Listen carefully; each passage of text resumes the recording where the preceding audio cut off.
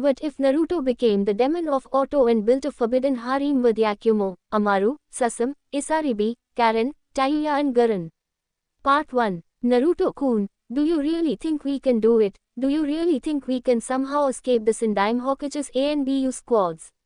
I mean, we're just little kids, we're only 6-year-olds and not very well trained, and, sniff, and that bitch Kurenai-sensei and the Hokage sealed away my powers. Said Yakumo angrily and hatefully. She is a 6-year-old little girl with shoulder-length brown hair, teal-colored eyes and white creamy skin. She is wearing a red kimono that reaches her thighs and hugs them like a mini-skirt with black spandex shorts underneath and black ninja sandals.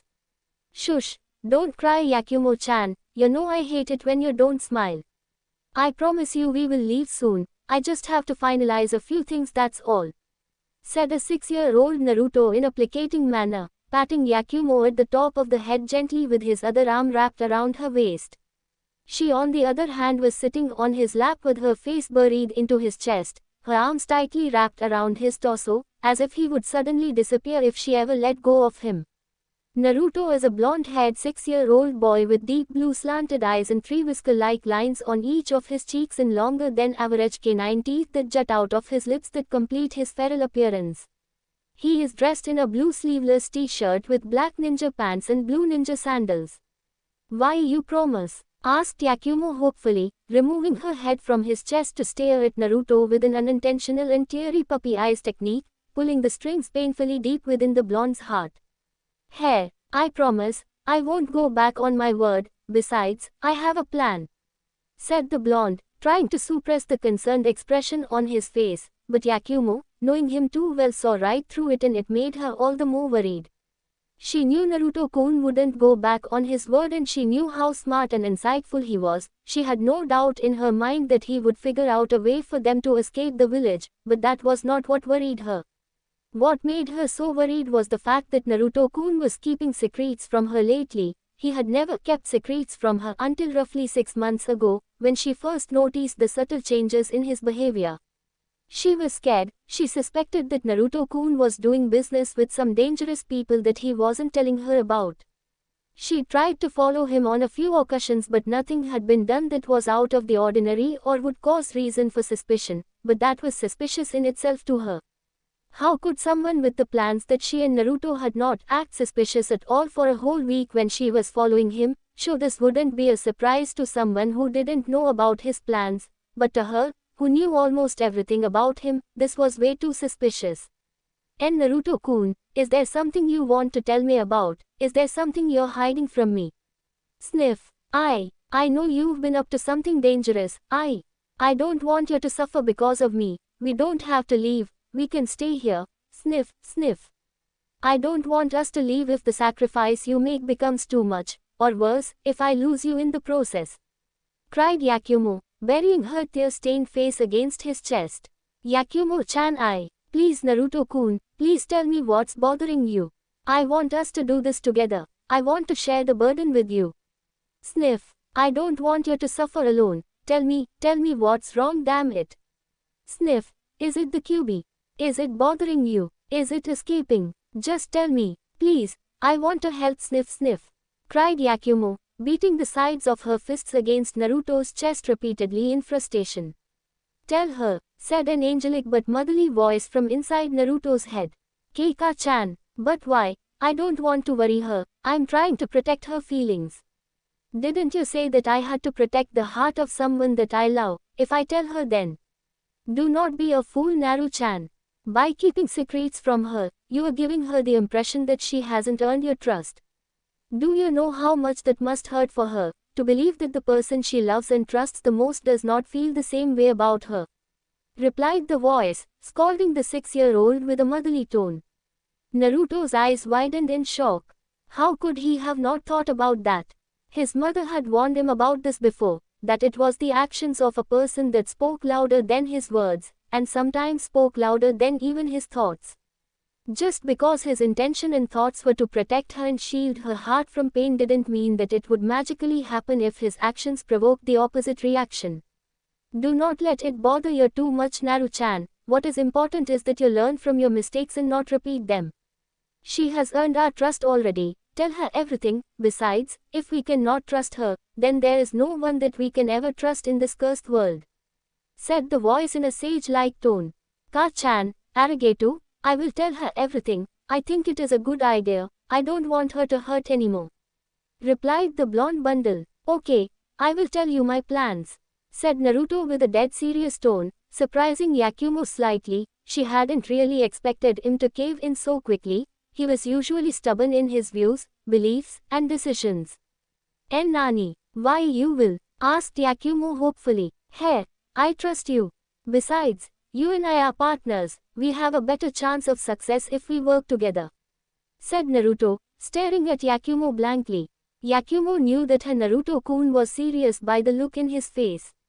She would never admit it, but it scared her to no ends when he was like this, because it felt like he didn't have emotions at all when he had that look. He was just cold, almost like a killing machine. Sniff. "Okay, sniff," replied Yakumo. "All right then, first of all, I am going to show you something. It is a letter from my biological mother.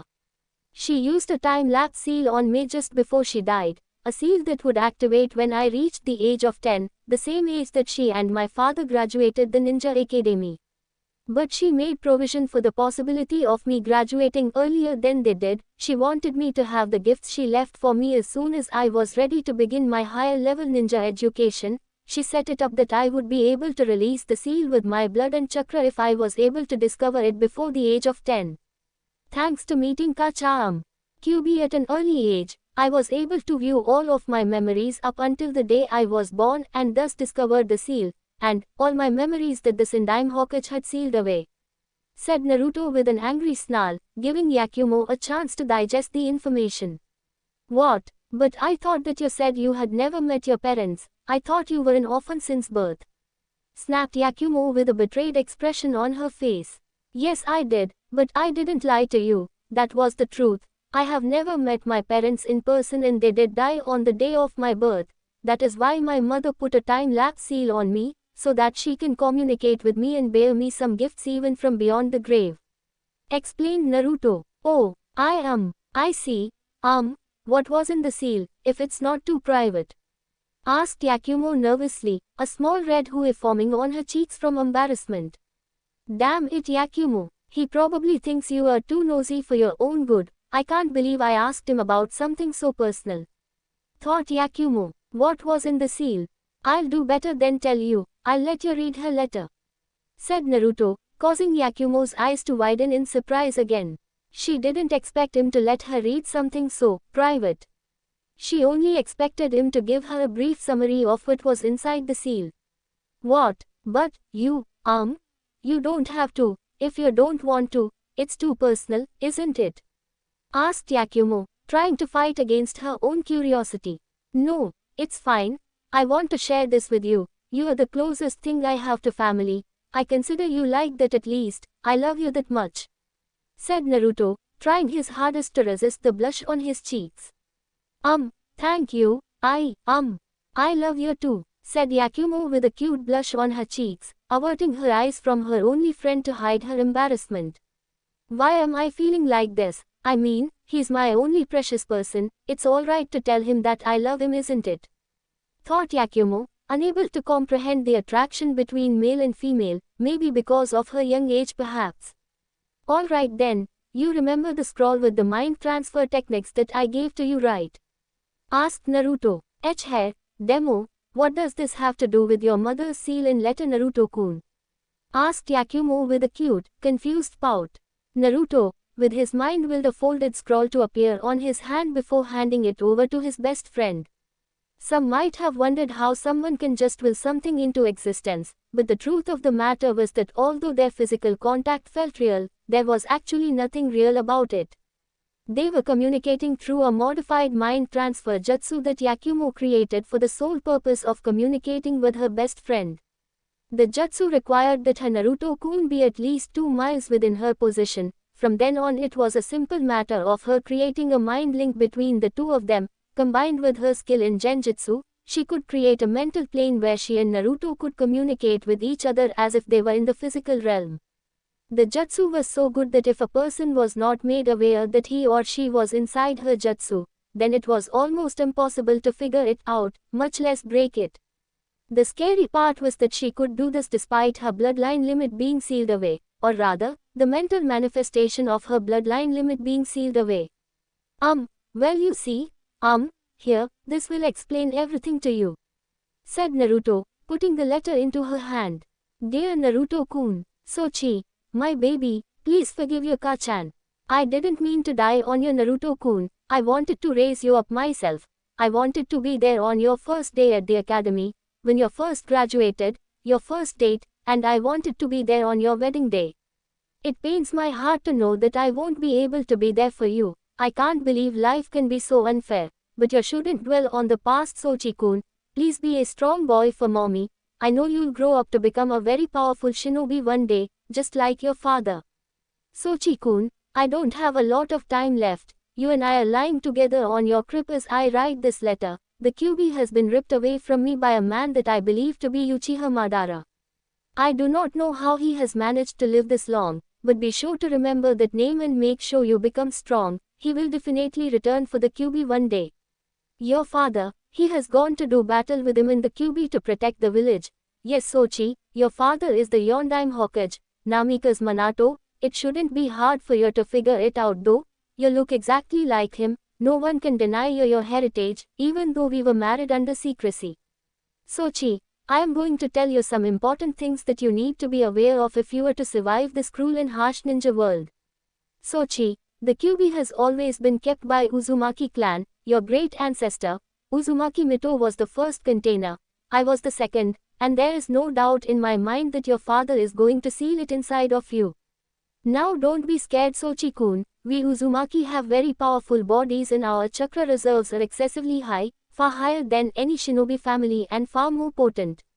Moreover, our family are the undisputed masters of seals and barriers. These abilities are also crucial in our ability to contain the fox, as we have a very strong affinity to seals and barriers. Sochi, I know the life of a Jinchuriki. It is very harsh, demanding, and heartbreaking. Sochi-kun, I need you to find someone special for yourself. Someone to love and treasure, because only pure love can save you from the darkness that is born within a person when they are bonded to a tailed beast. I wish I could have been that person for your Naru-chan, but I can't. I'm as good as dead already. I'm already living on borrowed time.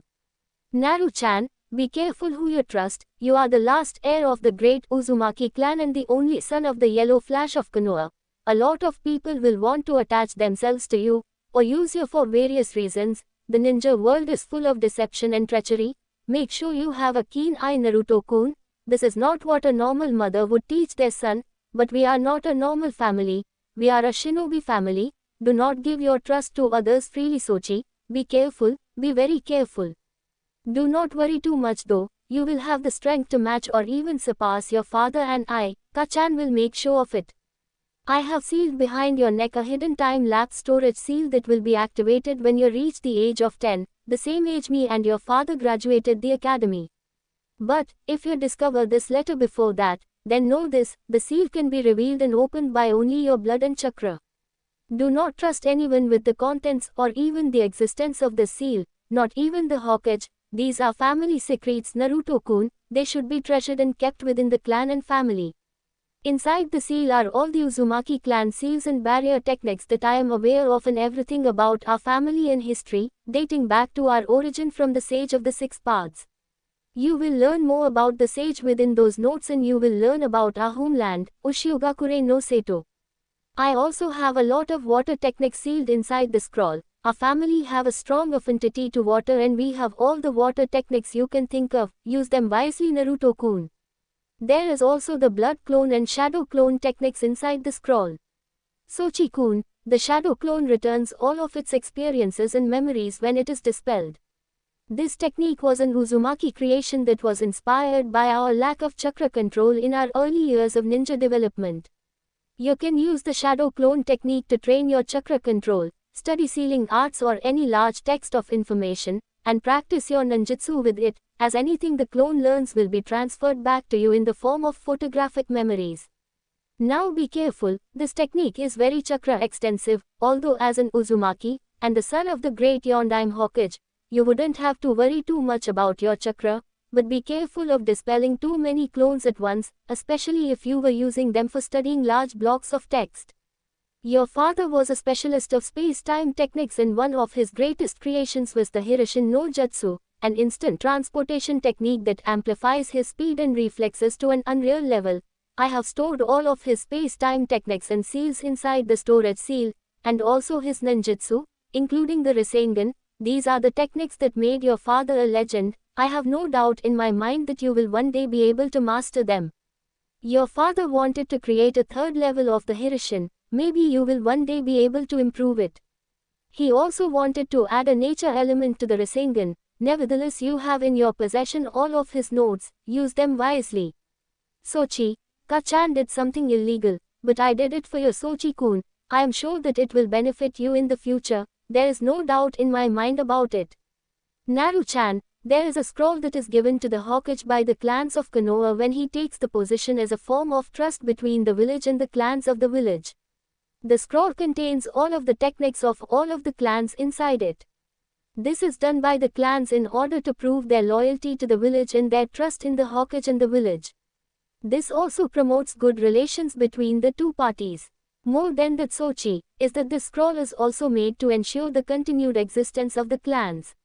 Sometimes, a clan will be destroyed, like our own was destroyed all those years ago. And sometimes clan techniques and information about the clans can be lost during the chaos and destruction. The clans allow the Hokage to keep a scroll of all their techniques so that the little kids who survive the carnage can have access to information and techniques of their clan. The Hokage will make sure that they get a copy of the section of the scroll within his possession that contains the properties of said survivor's clan. The clans of Konoha are the Yamanaka clan, the Kurama clan, Uchiha, Hyuga, Oboro, Inuzuka, Akimichi, and the Nara clan. Sochi, I'm not proud of what I have done, but this is the ninja world. A ninja must always use whatever advantage that is given to them, deception, trickery, whatever is necessary, a ninja must do to achieve their goals. My goal is to protect the people I love, Sochi-kun, and you are the person I love the most. That is why I made copies of the scroll that was entrusted to Minato-kun by the clans. Your father has an obligation to uphold. He made an oath to them that he would protect their secrets as the Hokage, but I am under no such obligation, for I never made such an oath. Use what I have given you wisely, Naruto-kun. Yes, Ka-chan can be quite deceptive and diabolical, but I want what is best for you. I want you to survive and live a long and prosperous life, and I want you to be happy.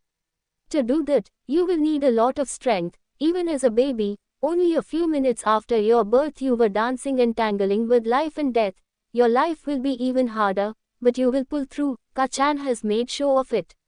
One more thing, Sochi. I left all of my research and studies of the medical ninja arts. It wasn't my forte. I never took interest in that field until I got married to Minato-kun. Sochi, us Uzumaki are blessed with longevity. We can even live up to twice the age of normal human beings, or even shinobi. I didn't want to outlive your father too much, so I delved into the medical field so that I can find a way to prolong his life. But as you can see, I have run out of time myself, but I will leave my research with you. Maybe you can find a way to prolong the life of your own special person. This is it, Naru-chan. Minato-kun should be back soon. I don't know what is going to happen, but I know he will seal the QB inside of you no matter how much I protest. It is his duty as the Hokage. He will no doubt train you well, but should something happen to him, you have the storage seal to help you. I love you, Naruto-kun. Ka-chan loves you so much. Never forget that, ever. No matter what you do, no matter what you become and no matter where you go, never forget my love. I will never forsake you, Naruto-kun, and make sure you have lots of grandchildren ready for Ka-chan to spoil. Goodbye, my Sochi. Namikaze Uzumaki Kushina. Oh, Naruto-kun. I'm so sorry, wailed Yakumo, launching herself into the blonde's chest, tears flowing down her cheeks rapidly. This is so sad. Why is life so unfair to you? Why do all the bad things always have to happen to you? This is so unfair. Sniff, sniff, cried Yakumo, releasing heartbreaking sobs from her throat. Hey now, don't cry, Yakumo-chan. I'm fine, really. Ka-chan told me not to dwell on the past. I miss her. I wish I could have been raised by her. but she wanted me to be happy. She sacrificed everything for my happiness and did so much to ensure that I had a chance to survive this world. I won't disappoint her. So please, don't cry. The only thing I want to see is your smile, not your tears," begged Naruto, trying to maintain a stoic expression but failing miserably, tears threatening to fall out of his own eyes too. The two children cried in each other's arms for 15 minutes straight, releasing all of their suppressed pain and sorrow to each other. The Edo demon made her kill her own parents. Her beloved sensei, who she thought believed in her, betrayed her and sealed her powers with the help of the Hokage. The remainder of her family deserted her and wanted nothing to do with her, and she is imprisoned in her own home under constant ANBU watch, and has been denied her dream of becoming a great kunoichi of her clan despite her unhealthy physical condition. All of this and she still cries for you, believing that you have had a far worse life than her. What a strange girl. She didn't even comment on the fact that you are the son of the Yondaime Hokage," said the QB. "Sniff, look what you did to me. You, sniff, made me cry. Boys aren't supposed to cry, sniff," said the blonde in between sobs. Yakumo giggled childishly at her friend's attempt to be a man. She couldn't help it, it was so cute.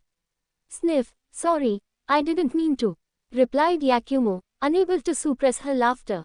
For some strange reason she felt so much better now, almost as if a heavy burden had just been lifted off of her shoulders. She felt so calm and carefree. Naruto laughed with her. He just realized how stupid he must have sounded talking about boys not crying even though he was choking with his own sobs. "You should stop fooling around. How long do you think the girl can hold this jutsu up for?" warned the QB, causing Naruto's eyes to widen slightly. "Ahem, Yakumo-chan, I have to tell you something important before we run out of time," said Naruto, wiping away the tears from his face with a serious expression. Yakumo, realizing that her Naru-kun wasn't playing around anymore, adopted her own serious expression. "What is it, Naruto-kun?"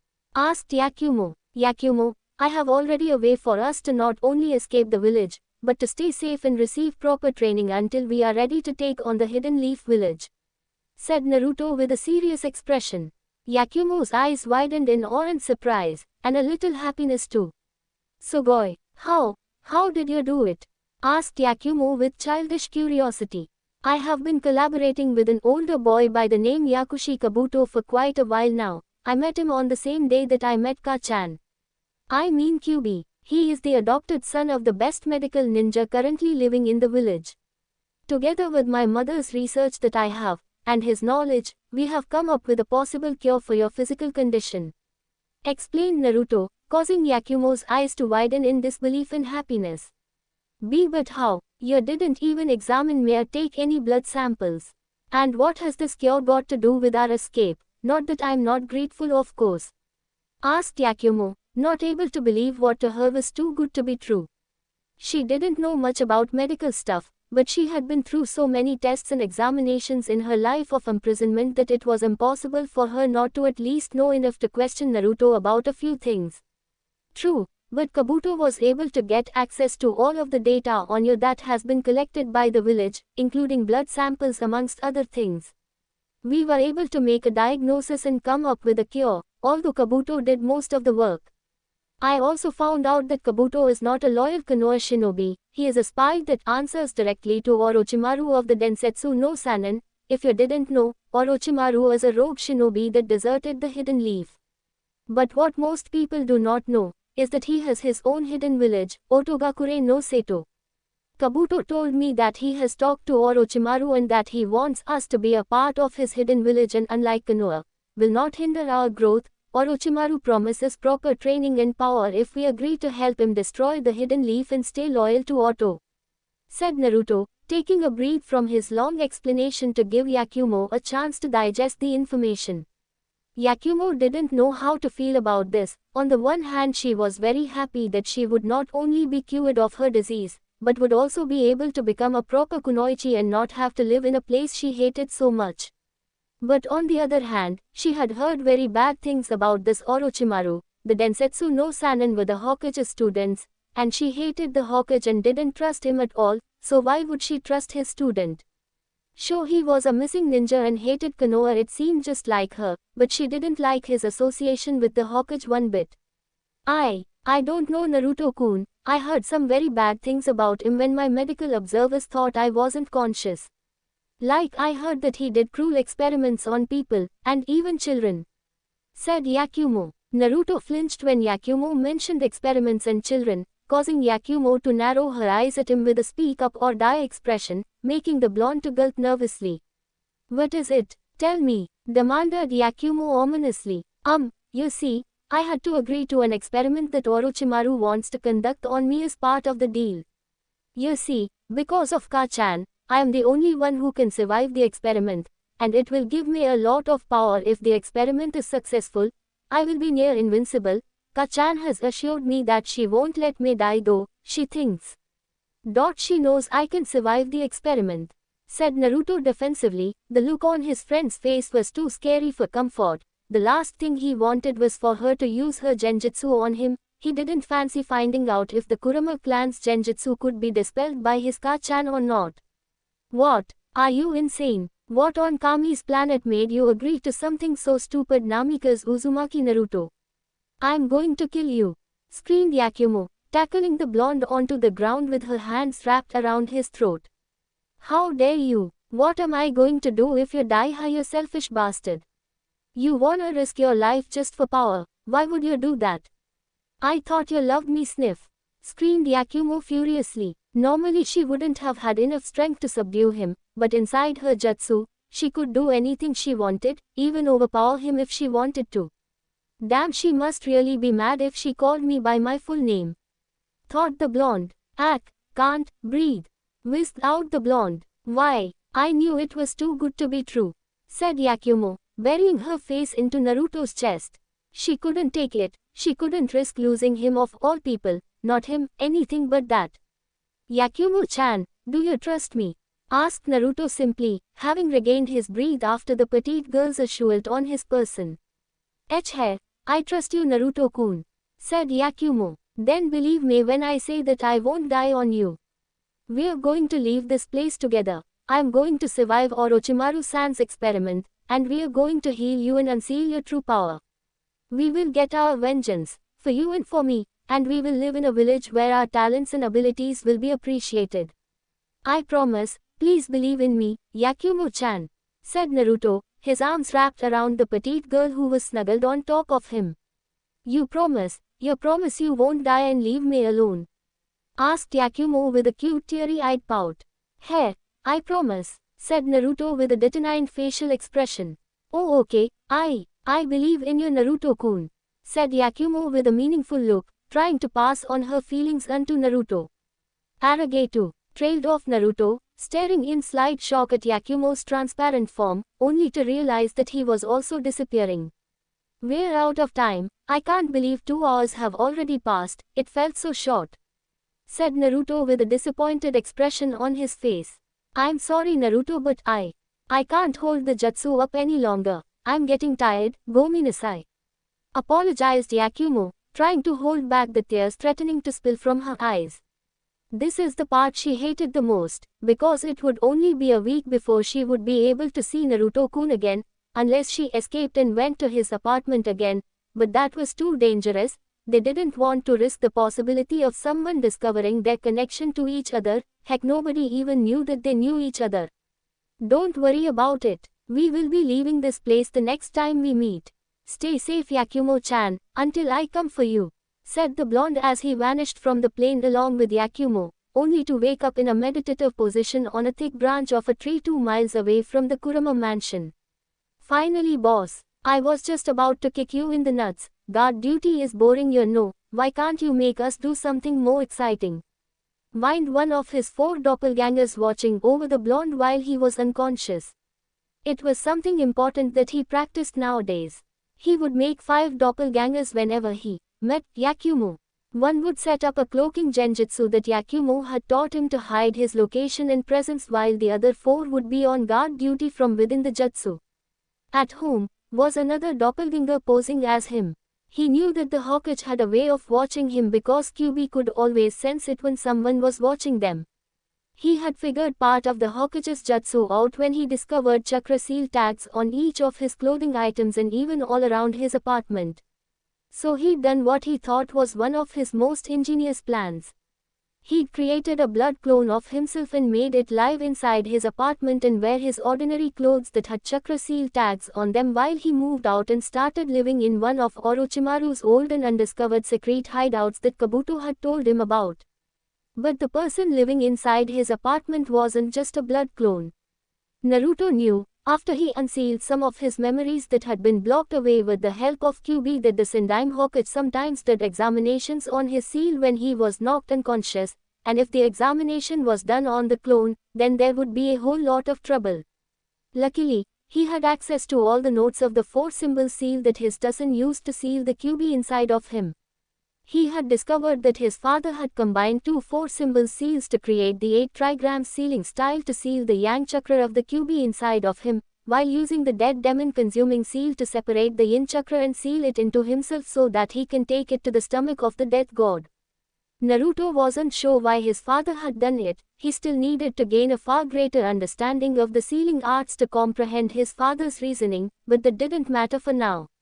What mattered was that he had been able to learn the 4-symbol seal and the 8-trigram sealing shrine that his father created so that he can replicate the seal on his stomach.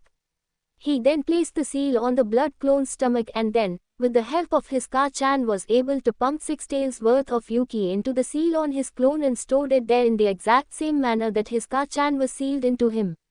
But, Naruto knew that should there be another attack or assassination attempt on him, or rather, his clone, then the Hokage would once again try to seal away his memories of the incident, and in doing so, would discover that the other memory blocks were missing.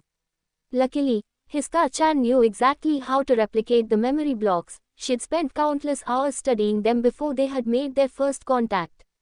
This meant that they could reseal away the memories of his clone to the time before he discovered his Ka-chan, better known as the Kyuubi. This way, they were not able to stay one step ahead of the Hokage, but many steps ahead of him.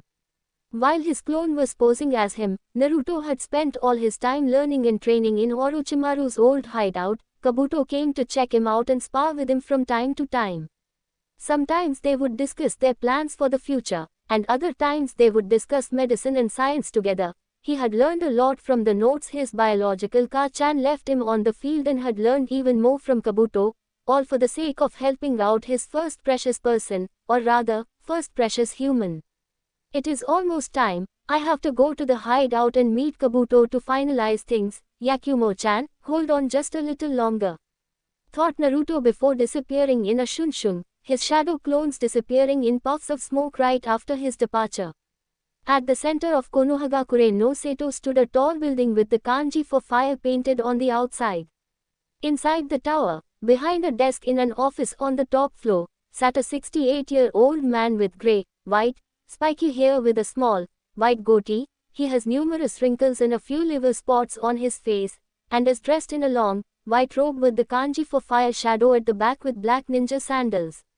How goes your investigation, Itachi-kun, Shisui-kun?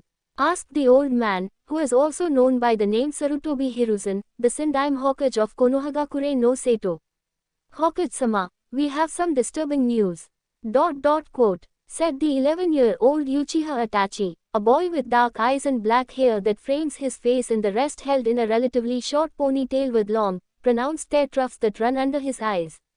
He is dressed in a black t-shirt that has a high, turtleneck collar with the standard, white ANBU armor above, arm guards that protect his forearms and black ANBU pants with black ninja sandals.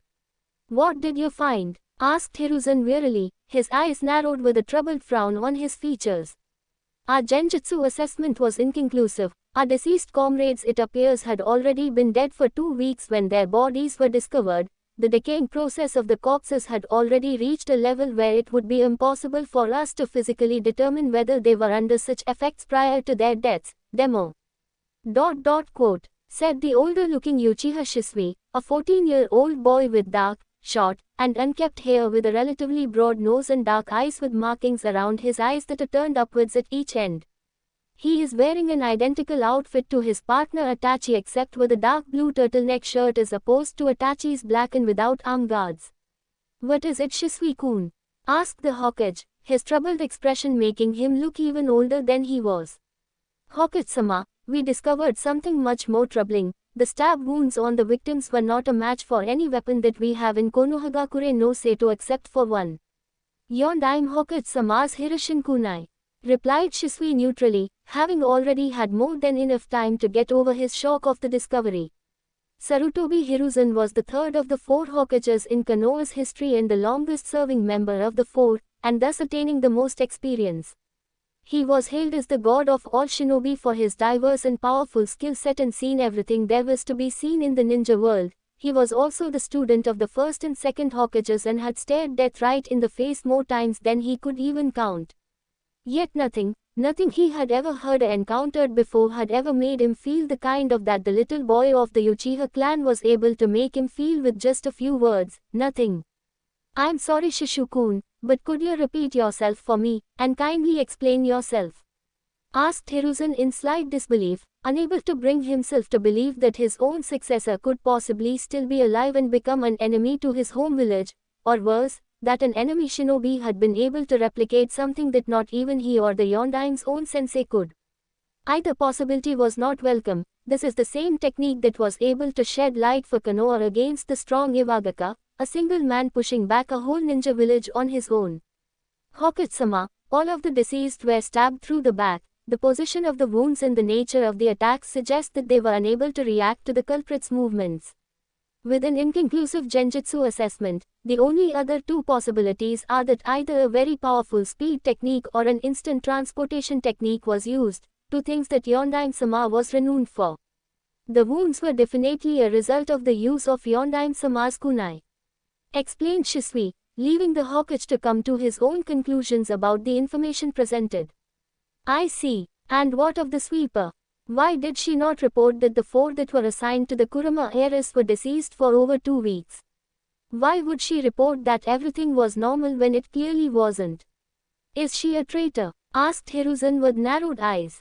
No, she isn't. She was under a powerful genjutsu, a genjutsu that could rival mine and even Shisui Senpai's genjutsu.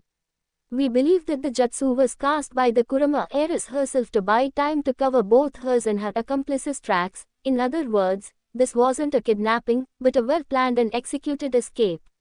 Explained Itachi. What is going on here? I saw Minato-kun die in front of my own eyes and I even held his corpse. Yet here I am, presented with near irrefutable evidence that he is not only alive but a possible enemy to Konoha. It is unlikely that he would be alive, but at the same time impossible for an enemy to replicate Minato-kun's technique. What am I supposed to think here? Assuming that Minato-kun were alive, or someone with the knowledge of his techniques, what would they possibly want the most? Thought Hiruzen before widening his eyes in shock and fear. What is the matter, Hokuto-sama? Exclaimed the 2 Uchiha prodigies simultaneously, their hands already firmly placed on their tantos strapped on their backs. The duo watched intently as their Hokage pulled out a crystal ball from the drawer under his desk, his hand hovering over the ball and without even molding any hand seals channeling his chakra into the technique. The image that appeared on the ball was that of a little 6-year-old boy with spiky blonde hair and 3 whisker-like lines on each of his cheeks, a blue and mostly neon orange jumpsuit with blue sandals. The boy was sitting on a swing, watching the other kids play with a sad expression on his face that he was trying to hide. The Hokage released a loud sigh of relief, saying that his so-called surrogate grandson was still safe within the walls of Konoha. So that's what he was worried about. Not unexpected, with the Kurama heiress's disappearance and the kind of evidence that was collected, the boy could and should be a possible target for the enemy. Thought Shisui. Shisui, Itachi, said the Hokage with authority, forsaking the kun suffixes to their names as a sign of the seriousness of the situation. Hey, Hokuto-sama, saluted the duo rigidly. The information obtained will from now on become an S-ranked secret. You are not to disclose this information to anyone who doesn't already know about it under the penalty of death, understood? Asked Hiruzen rhetorically. Hey, replied the duo in sync. Good. Now, your next mission is an S-class mission of the highest importance. You are to watch over and protect the Kyuubi Jinchuriki, Uzumaki Naruto at all times of the day, but you are not to make contact or even be seen by either him or anyone else he associates with. You will take turns in watching over him. Itachi, you take the day shift. Shisui, you take the night shift. this mission will begin immediately and refusal of the mission is not an option, understood? Said Hiruzen with a deadly stare, one that made him not recognizable as the kind old man, but as the Hokage, and the Kami no Shinobi. Hey, Hokage-sama, replied the Uchiha prodigies. Good, dismissed, said Hiruzen, watching the two boys disappear with a silent shunshin. Those boys are two of the best that I have in my ranks. If they can't protect him, then no one can. I need to make contact with Jiraiya-kun, he will need to hear all about this. Sigh, I'm getting too old for this job, I need to find another successor soon. Thought Hiruzen. Otogakure no Seto, Kukuku, welcome back Naruto-kun, I was starting to think that you weren't going to return to us. Hissed Orochimaru, a man wearing plain grey garbs with black pants and a thick purple rope belt tied in a large knot behind his back and blue tomo-shaped earrings. He is wearing a black polo neck under his outfit. He has pale white skin with waist-length black hair, amber eyes with slits in his pupils and purple-like markings around his eyes, making him look more like a snake that has taken the form of a human. MNNNN, mumbled Naruto, unable to speak properly, reason being that his body was floating inside a cylindrical glass container full of liquid with an oxygen mask attached to his face and a numerous amount of cord-like syringes impaling him all over his body. Kukuku, I'm sorry Naruto-kun, but you are going to have to work on your vocabulary if we are going to communicate properly with each other. Kukuku. Laughed Orochimaru theatrically, unable to hold back his amusement seeing the incredulous expression on his newest subordinate. Come on now Orochimaru-sama, you shouldn't antagonize Naruto-kun, he has already contributed so much to our scientific knowledge, he is after all, a living and breathing scientific miracle. Said Kabuto, a 10-year-old boy who has black eyes with grey hair kept in a ponytail and wears circular glasses. He is also wearing a dark purple shirt with a white undershirt and a white obi around his waist worn at an angle, dark purple pants, blue sandals, and a shuriken holster on his right leg. An Otogakure forehead protector is worn around his forehead and dark purple gloves with open fingers covering his hands. What is this feeling? I can feel their essence. Thought the blonde Uzumaki. Relax Naru-chan, you are merely sensing their chakra. This is no doubt a result of the experiment. One of the main qualities of the implanted material was chakra sensing, remember? Said the Kyuubi from inside the blonde's mind. So that is how it is. What a useful ability. I can even tell the nature and feeling of their chakra. This is good, replied the blonde with a little excitement. Naruto was broken out of his thoughts when Kabuto released the water from the glass cylinder he was contained in. The oxygen mask and the syringes dislodged themselves with a ram hand sign and a small flare of chakra from Kabuto, causing the blonde to fall face first into the ground. My Naruto-kun, a little clumsy aren't we? If this is your level then I am afraid you don't have what it takes to be able to join my elite shinobi. Said Orochimaru, mocking the blonde with a mischievous glint in his eyes, an attempt to test the limits of the boy's temperament. Damn it, Ka-chan, what is wrong with my body? Asked Naruto with a little panic in his voice. It took a great amount of energy from the both of us in order to not only keep you alive, but to assimilate the foreign DNA material into you. Plus, you haven't moved at all in just over 2 weeks now, you just need a little time to get reacquainted with your body and regain some energy, that's all.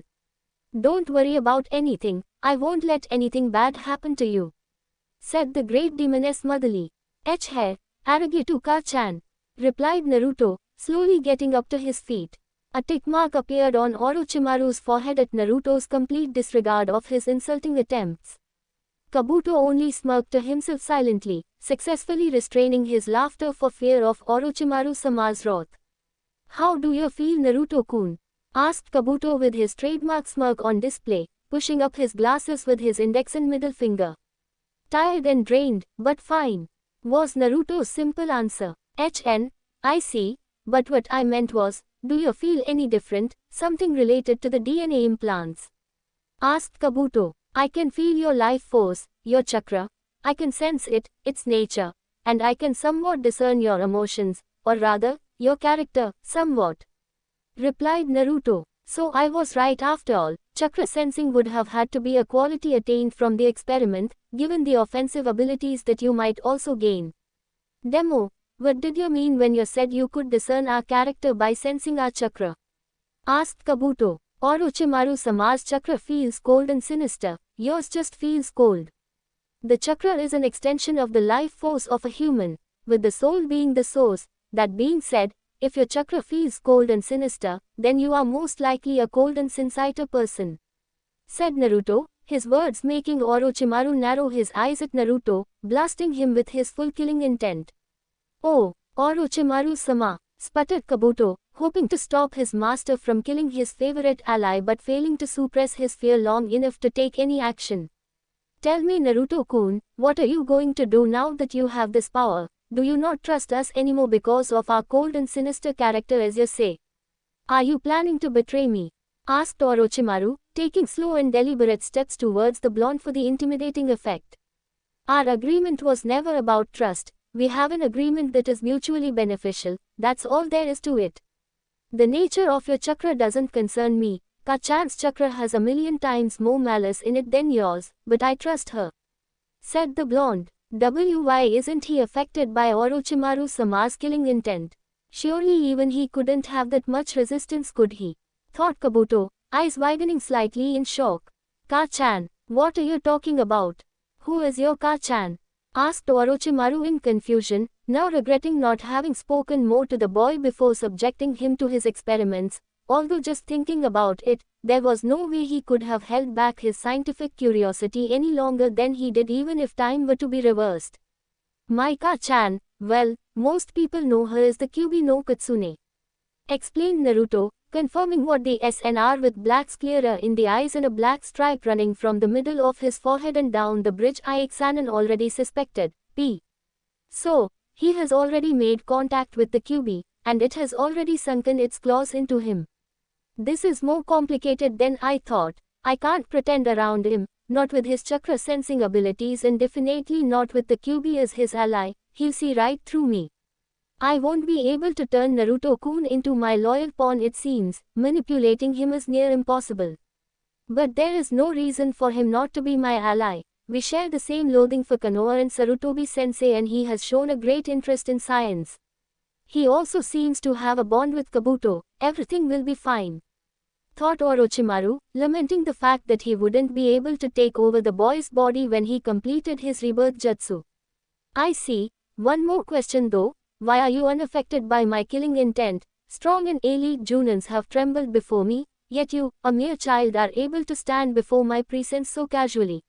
Why is that so? Asked Orochimaru offhandedly. This boy is shrouded in mystery. I can't afford to let my guard down around him, although he doesn't seem like the type to betray someone without a just cause.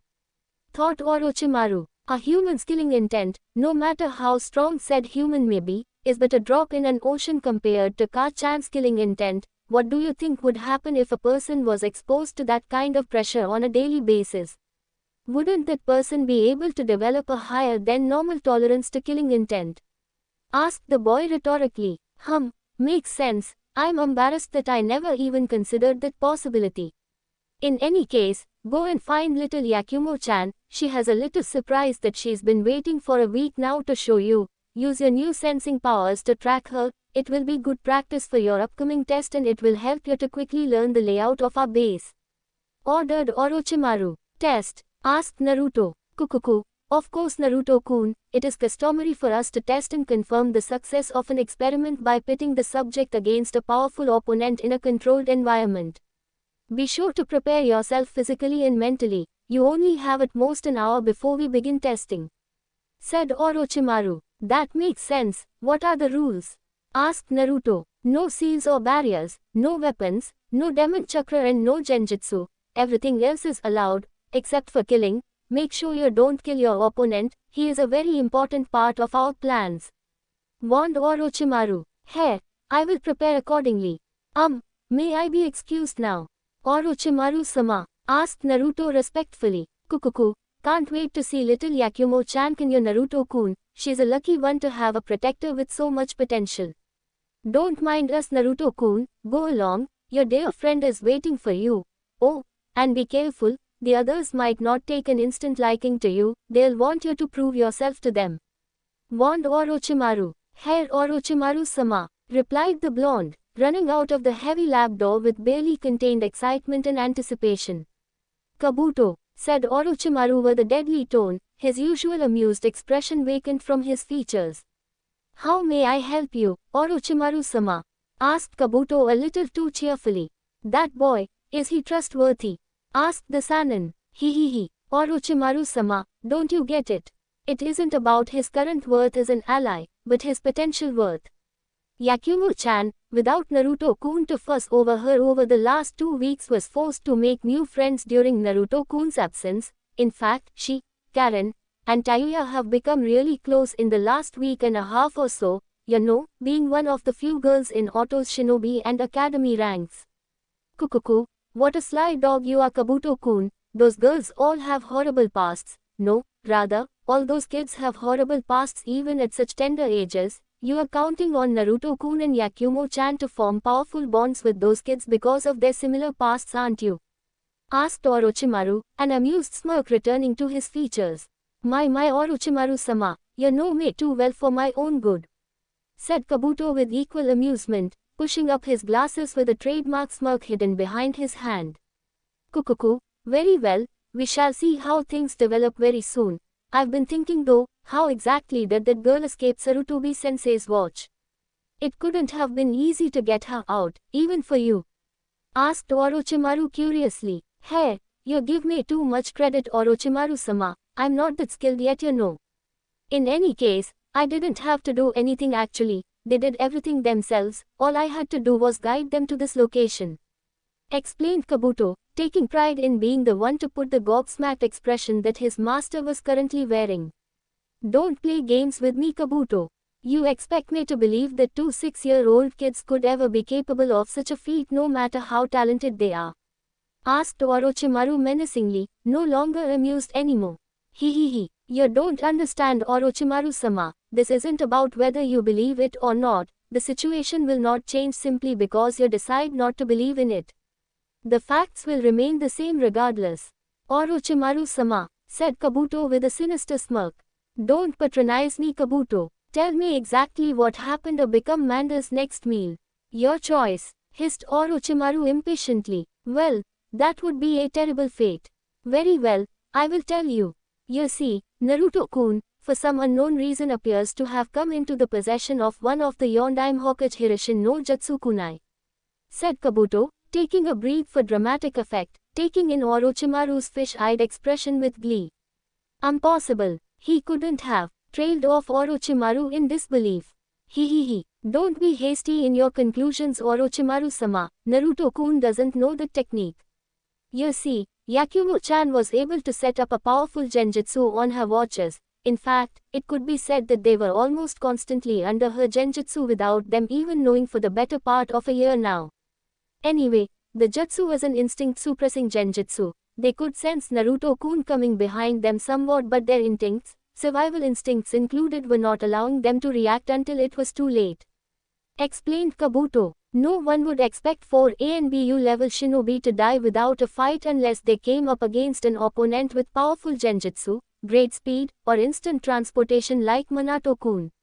Naruto-kun using a Hirishin kunai to do the killing gives me the impression that they wanted to make it look like the Yondaime Hokage, or at least someone who knows his technique, was responsible for the crime. Demo, Konoha has quality medical shinobi and the best genjutsu users from the Uchiha clan. There is no way they wouldn't have been able to detect any signs of the deceased being under the influence of genjutsu just before they died. It was a good idea but poorly executed because of their lack of experience, said Orochimaru almost dismissively. Don't you think you are underestimating them just a tad bit too much, Orochimaru-sama?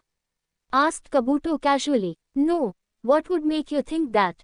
Asked Orochimaru curiously. Well, I never did say that the plan ended there. You see, Naruto-kun was able to replace Yakumo-chan's watches with his shadow doppelgangers. That jutsu, together with Yakumo-chan's genjutsu and knowledge of her watch's behavior and mannerisms, gave Naruto-kun the ability and information needed to impersonate her observers for just over 2 weeks. By that time that Konoha discovers the bodies, it will have already been too late to successfully conduct a genjutsu test and analysis on the decaying bodies. This in turn means that they have virtually no choice but to assume that the person responsible must have used the Yondaime Hokage's jutsu, or that the culprit was in fact the Yondaime Hokage himself. Kuku. What an amazing child. No, I should rather say, what amazing children Naruto-kun and Yakumo-chan are. They are going to make powerful additions to my elite army, Kuku. Laughed Orochimaru maniacally. No Kabuto, you didn't say how exactly it was that Naruto-kun covered his own tracks. I would have thought that Sarutobi-sensei would have paid special attention to Minato's son. He was after all, Konoha's ultimate weapon. Asked Orochimaru. Naruto-kun is still in Konoha, as far as the Hokage and the rest of Konoha are aware that is. Replied Kabuto cryptically. Do I need to make you elaborate on that, Kabuto-kun? Said Orochimaru a little too cheerfully, fed up of the boy's elusive manner of answering questions. It might have been amusing to play his little game at the beginning, but now it was just plain annoying. Of course not, Orochimaru-sama, that won't be necessary. You see, Naruto-kun's blood clone is still living in Konoha as his double and unaware secret agent. Naruto-kun was somehow able to replicate the Yondaime Hokage's 4-symbol seal and seal away what he said to be 6 days worth of Yuki inside the blood clone. Furthermore, he was able to recreate the memory blocks that the Sendaime Hokage had placed on him before thanks to his Ka-chan. He also set up a memory block that would seal away the clone's knowledge of the Kyuubi's existence and the knowledge that it was a blood clone and not a real human to begin with. This way, not only was Naruto-kun able to escape without detection, but he also has a sleeper agent in the village in the form of his blood clone for as long as is necessary. Said Kabuto. The blood clone is an Uzumaki clan technique. Even the forbidden shadow clone jutsu of Konoha was originally an Uzumaki clan jutsu. And now the boy was able to recreate such an advanced seal and use it effectively to create a perfect double. Something is strange here. How is a 6-year-old boy able to achieve these feats? Wait a second. What, am I stupid? Of course. The Kyuubi was at some point sealed inside 2 powerful Uzumaki women. It would obviously have some knowledge on the Uzumaki clan techniques. Thought Orochimaru. Come with me, Kabuto. We have to go and retrieve Naruto-kun's opponent for the examination. You know how troublesome he can be at times. Said Orochimaru with Kabuto in tow. Naruto-kun, exclaimed Yakumo with excitement, running herself into the blonde's arms. Naruto, caught off guard not only by her mobility, but her strength too, fell flat on his back with the Kurama clan heiress snuggled on top of him. Yakumo-chan, was all the blonde said, wrapping his arms around the petite girl in a loving hug. Naruto-kun, I'm so glad you're okay. I was so worried. I thought you were never going to wake up, cried Yakumo with her face buried at the crook of the blonde's neck. You worry too much about me, Yakumo-chan, but I'm glad that you're safe. I was worried sick about you. Said Naruto with a kind smile while brushing the cute little girl's hair away from her face. Really? Asked Yakumo with her best puppy eyes face. Hey, I couldn't stop panicking until I confirmed that you were truly safe with my own eyes. Even though I could sense through your chakra that you were okay, I still needed to confirm it with my eyes. Said Naruto, his right hand cupping and caressing her face lovingly. Oh Naruto-kun, sniff, that's so unmanly of you. I never thought you were such a softie, laughed Yakumo uncontrollably, pressing her index finger into his chest in a teasing gesture. Shut up, I'm not a softie, shouted Naruto, blushing furiously from embarrassment. Ahahaha, sure Naruto-kun, I totally believe you laughed Yakumo. She couldn't help it, he was so easy to tease sometimes, and besides, he was so cute when he was flustered, her cute little fox. Why I'll show you soft, shouted Naruto before flipping the girl over on her back and then initiating a devastating tickling attack on her vulnerable body parts. Please stop. Alright, I'm sorry apologized Yakumo in between a fit of giggles courtesy of her best friend's unrelenting attack on her. Who's a softie now Yakumo-chan, said Naruto, striking the last syllable of his sentence teasingly. Their fun reunion was halted prematurely by a devastating surprise attack, but Naruto, with his sensing abilities, was able to react just in time. completely avoiding the giant metal club that would have completely crushed them, a huge crater remaining where they used to be. Naruto, from his position standing on the wall with Yakumo in his arms, stared at the giant grotesque figure that was responsible for the attack, amazed by the sheer size and power of the humanoid creature if it could create such a huge crater from just one swing of that club. It looked like a male figure with a dark green full-body suit with long hair that covers its entire head and face, also covering its ears and eyes with its mouth sewn shut. The metal club seemed to be carried with its right hand. I can't believe that I let my guard down like that, even if I was just happy to see Yakumo-chan, it was no excuse. If it wasn't for my new sensor abilities, we might have both been dead now. And what on earth is that thing? Thought Naruto. Tayuya, what the hell are you doing, you baka? You almost killed Yakumo-chan. Screamed Karen angrily, angry that one of her closest friends had just attacked her newest friend with the intent to kill for no reason at all. Karen has red eyes, matching hair color, and an unusual hairstyle. Her hair is short, pointy, and unkempt on the right side, while it is long, pinned straight and combed on her left side. She wears brown glasses and her outfit consists of a lavender uniform common for Orochimaru's subordinates, short black shorts, and long black thigh-high stockings with black sandals. Shut the up, that fool was trying to do something strange to her. I was trying to save her from that sick shit-eating cum stain. Replied Tayuya with equal intensity. She has brown eyes and long untamed, and red hair with a black hat at the top with bandages wrapped around the sides. She is wearing a tan tunic with black spandex shorts and standard black shinobi sandals. You stupid bitch. She was in direct line of your attack and was pinned to the floor. There was no way she could have escaped that. Screamed Karen furiously, her face red hot from anger. It almost looked like steam was going to get blown out of her ears.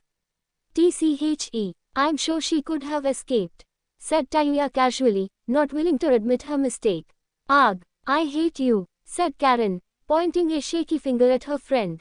Well, you too, you whore, replied Tayuya heatedly. So she was aiming to kill me and not Yakumo after all, then, she is the one controlling the thing.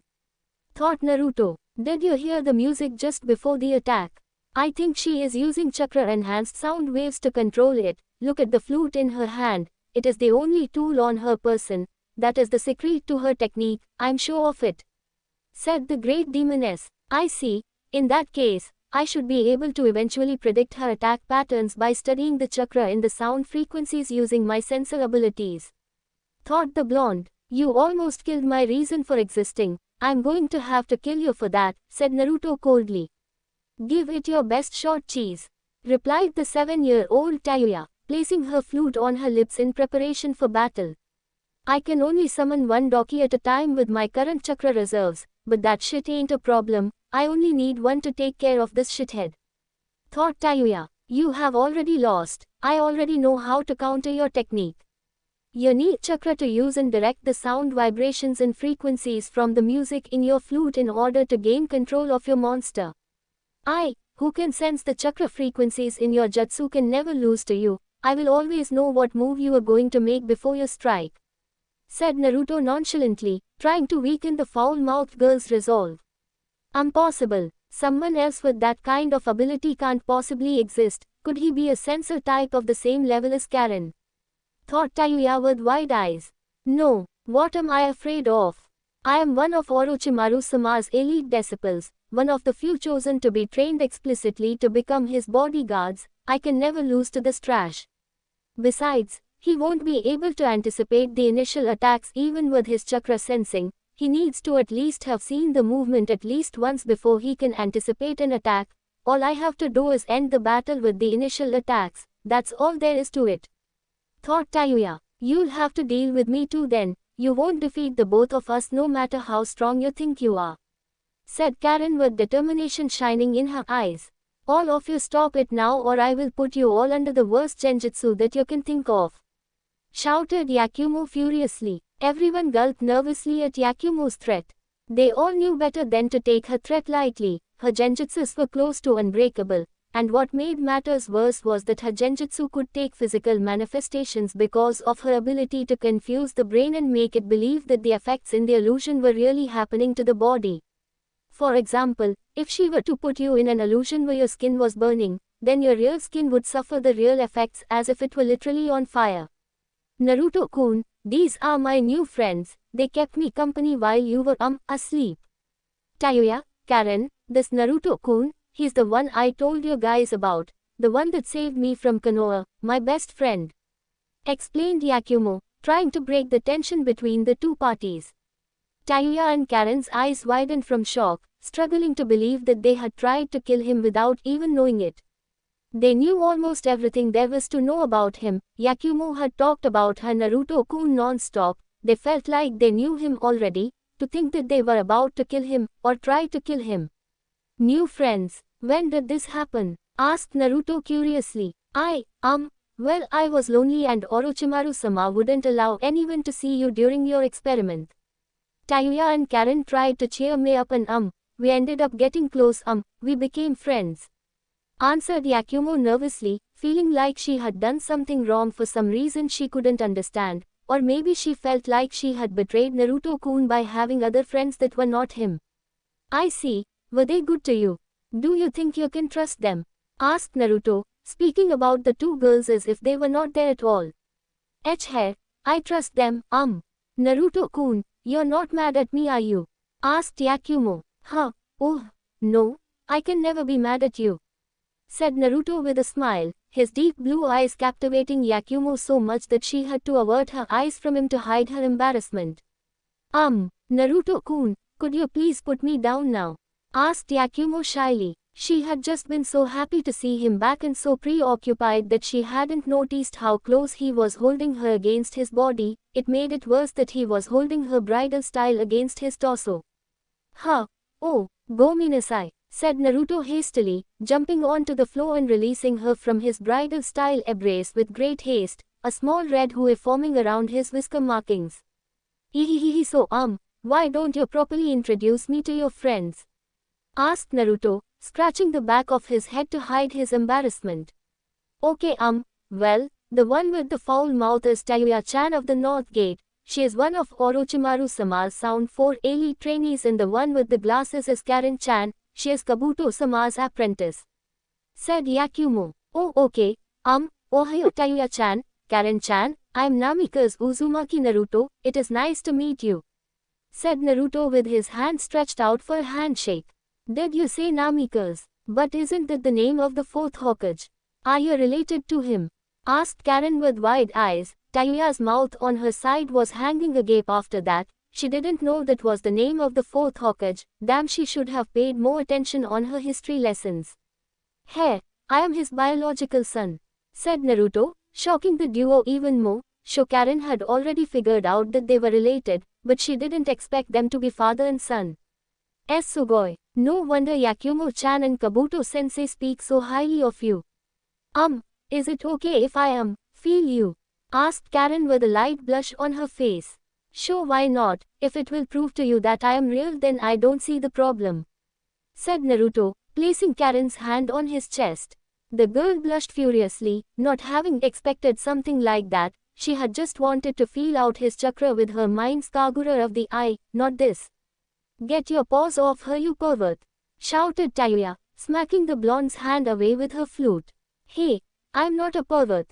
Shouted the blonde indignantly. Sure, you could have fooled me, like I didn't see how you were groping Yakumo earlier. Now you are trying to do the same to Karen. I won't allow it.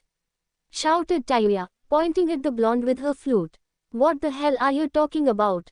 I wasn't groping anyone. You are starting to sound like a paranoid, insecure, and jealous wife. Countered the blonde. Why you? How dare you insult me, you shithead? All she asked you was if she could feel your chakra, not your body, you cum-stained wanking pervert. Shouted Tayuya. How was I supposed to know that? Said Naruto, blushing slightly from embarrassment. I don't know. How about asking what she meant like a normal person instead of sticking your head into the gutter? Asked Tayuya mockingly. Hey shithead, did you hear me? Hey! Shouted Tayuya, angry at being ignored like that, not realizing that Naruto was having an internal conversation with his inner beast. Hey Ka-chan, I'm going to block our connection for a while. She'll freak out if she senses you without prior knowledge of your existence. Said Naruto. That is a good idea, do it, said QB with a lazy yawn.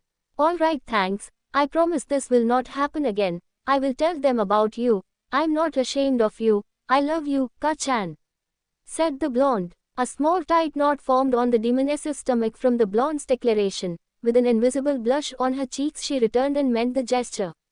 I love you too, Sochi-kun, replied QB, feeling a strange but happy feeling in her chest area where her heart should be. Karen-chan, are you okay? Asked Naruto, breaking Karen from her concentration. She blushed a little at the Chan suffix. They barely knew each other and he was already using such an affectionate suffix with her name. Hey, I'm okay, WY?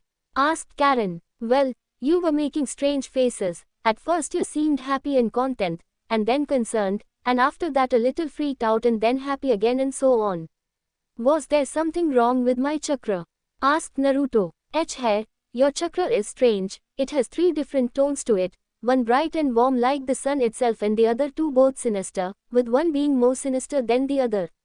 Also, I couldn't go as deep as I wanted to go. It was like something was blocking me away, like you were trying to hide some part of yourself, said Karen. I see. The 3 tones of my chakra represent my normal chakra. The second part that is affected by Ka-chan's chakra that is siphoned into my chakra system by 2 sand seal, and the third one must be a result of the implanted DNA material. Thought Naruto. I knew you couldn't be trusted. What the were you trying hide her shithead? Asked Tayuya, boring her eyes straight through the blonde's head with her intense stare, her face so close to his that their lips were almost touching. Shut up, Naruto-kun doesn't have to tell you anything, shouted Yakumo. No, it's okay, Yakumo-chan.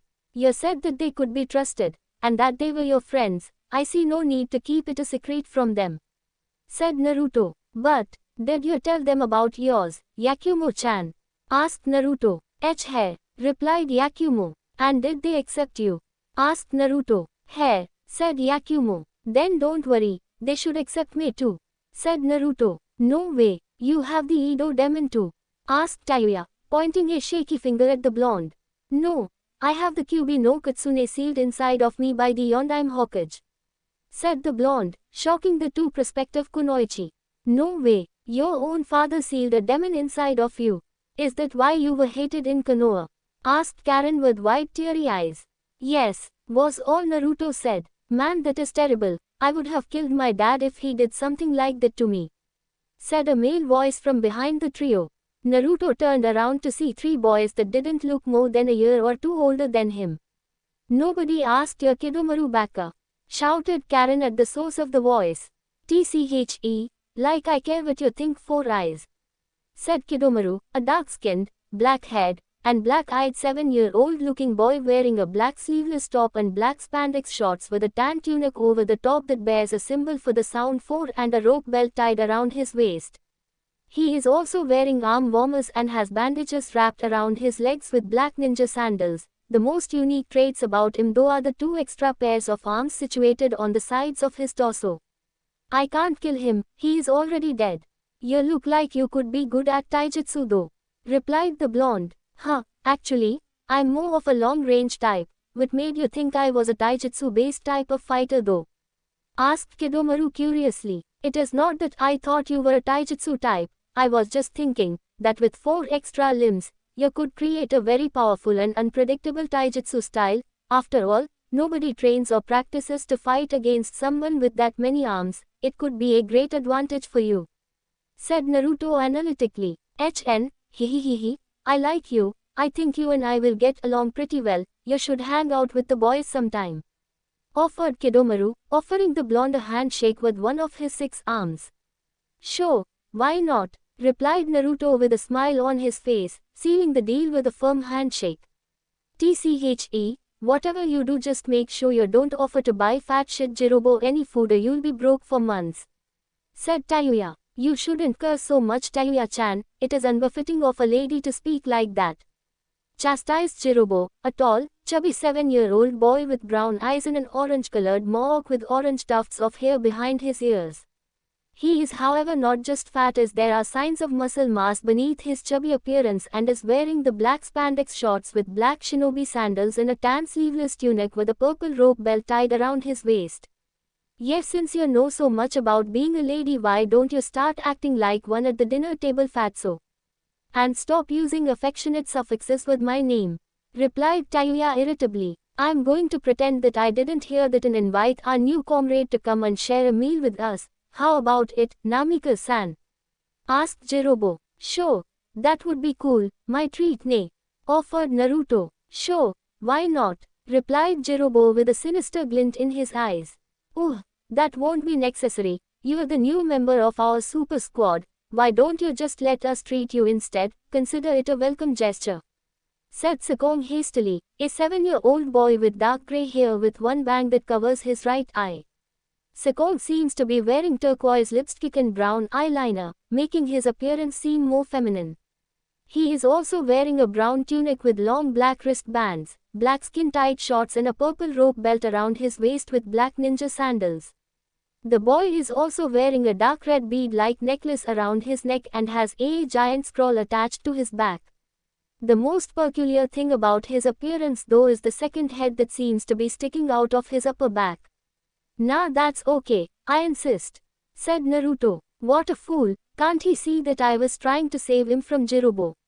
Oh well, ain't my problem anymore, at least I tried, thought Sekong. Alright then, your treat it is, said Sekong with an amused smirk. Kukuku, I see you have already made some friends, Naruto-kun. You work really fast, don't you? Said Orochimaru with a hissing serpent-like voice.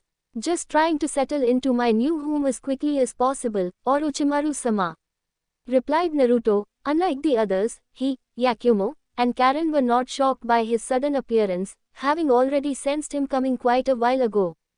Kukuku, so it seems, Naruto-kun, so it seems, said Orochimaru. Orochimaru-sama, greeted the sound four simultaneously, each of them dropping down to one knee and bowing their heads in respect for their master. Is it time for the test already?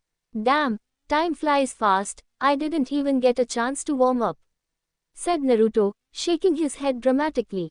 I'm afraid so, Naruto-kun. Come, walk with me, ordered Orochimaru, turning around to walk out of the large training ground, not waiting for the blonde to reply. Hair, saluted Naruto, running up behind the snake Sannin. Wait, is it okay if we can also observe the test, Orochimaru-sama? Asked Yakumo. The snake Sannin stopped for a few seconds to consider it before giving a firm nod in confirmation.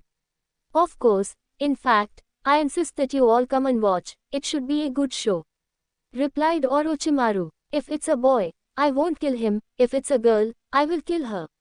What the hell is wrong with him? Has he gone mad? Thought Naruto. He was inside a large hall that looked like it was some kind of training room or battle area. In the middle of the room was a 4 by 4 meter square cube made out of what looked like fiberglass. In the center of the cube was an orange-haired boy that did not look much older than he was, although significantly taller. The boy has spiky orange hair and similar colored eyes. He is a well-built 8-year-old boy and the only item of clothing on him are black knee-length shorts. It seems like he hasn't noticed my presence yet. Maybe this is some kind of surveillance box, like the ones used for interrogation. He cannot see what is on the outside, but people on the outside can see what is happening inside. It would make sense, given his apparent violent personality, thought Naruto, watching the glass cube sink back into the ground, except this time not taking boy with it. No, I have changed my mind. If it is a girl, I won't kill her. Yes, the boy, I'll kill him if it is a boy, shouted the boy hysterically with an expression that has the word insanity written all over it.